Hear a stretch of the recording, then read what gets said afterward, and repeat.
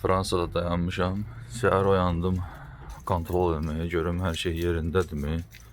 Bir problem yoxdurmu? Gəldim gördüm problem var. Yüklü maşın kəsib gediblər. Yaxşı yekə qutudur. Hər şey yerində.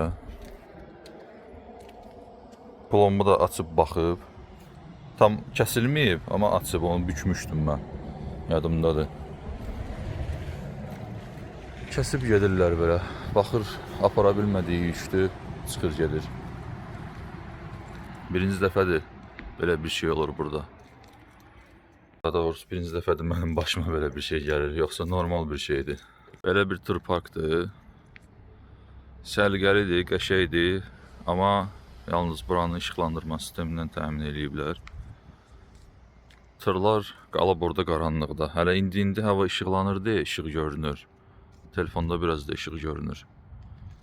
Amma gecə zil qaranlıq olur o tərəf. Gəldim buradan zəng elədim. Çünki mənə dedilər polis çağır, baxsınlar, kontrol eləsinlər. Maşın yüklüdür deyə. İndi polis gözləyirik. Görək nə olur.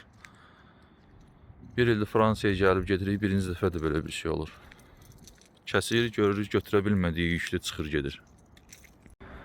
Gəldilər, şəklini falan çəkdilər, elədilər.